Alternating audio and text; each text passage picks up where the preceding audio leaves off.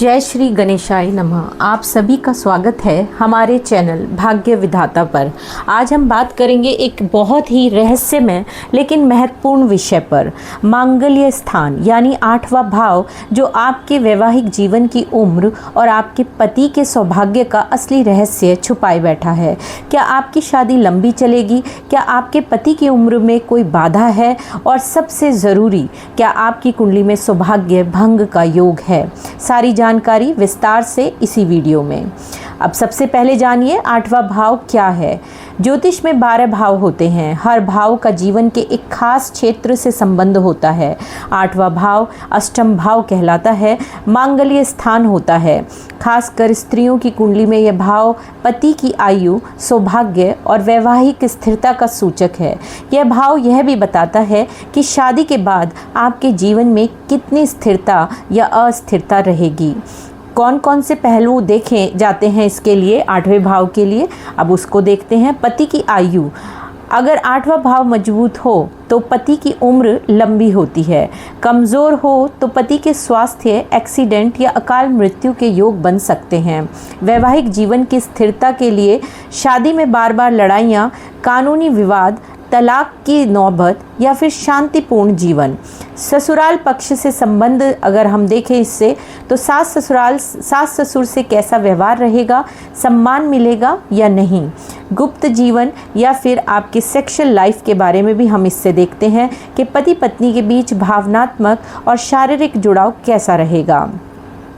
8वें भाव में ग्रहों का असर देखने के लिए या उनका फल जानने के लिए हम देखें तो अगर शुक्र वहाँ का ग्रह बनता है या वहाँ पर स्थित है तो वैवाहिक सुख में वृद्धि, सौंदर्य, रोमांस का सूचक होता है। अगर बृहस्पति है तो पति की लंबी उम्र या अच्छे संस्कारी जीवन साथी का इंडिकेट है। अगर शनि है तो वैवाहिक जीवन में देरी या ठंडाप या दूरी, मतलब आपस में संबंधों में थोड़ा सेपरेशन देखा जाएगा। अगर राहु का है वहाँ पर तो छुपे हुए कलेश, धोखा या गुप्त संबंध की बात बता रहा है।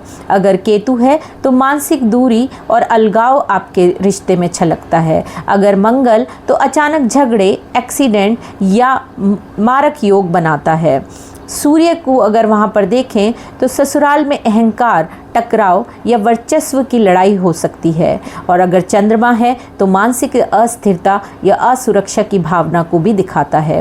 अब अगर 8वें भाव में पाप ग्रह हों तो क्या होता है, ये हम देखें कि अगर शनि, राहु, केतु, मंगल यहाँ हों तो शादी में अचानक बड़ी समस्याएं आ सकती हैं। पति की हेल्थ खराब हो सकती है, मानसिक तनाव भी हो सकता है, विधवा योग भी दिखता है, ससुराल से दूरी हो सकती है और अंततः इमोशनल और फिजिकल कनेक्शन को भी दिखाता है।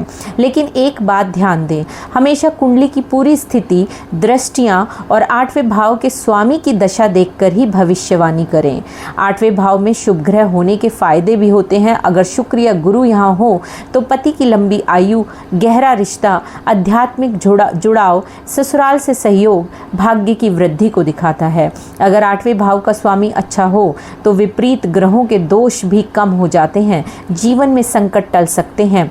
उपाय देखें, और इस वीक 8th हाउस या मांगल्य स्थान जिसे हम बोलते हैं, तो वो भाव में दोष हो तो क्या करना चाहिए। महामृत्युंजय जप या फिर मंत्र का जाप रोज कर सकते हैं। शिव पार्वती की पूजन करें। करवा चौथ या सौभाग्य व्रत जैसे व्रत करें। पति की लंबी आयु के लिए रुद्राभिषेक कराएं। ससुराल पक्ष से अच्छे संबंध बनाएं और सूर्य या मंगल से जुड़े दोष हों तो ग्रह शांति कराएं।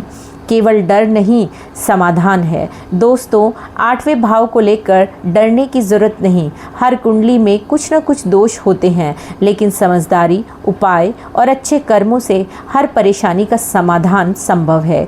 अगर ये वीडियो आपके लिए जानकारी पूर्ण रहा हो तो कृपया लाइक करें, कमेंट करें और चैनल को सब्सक्राइब करें। अपने दोस्तों और परिवार के साथ ये वीडियो ज़रूर साझा करें।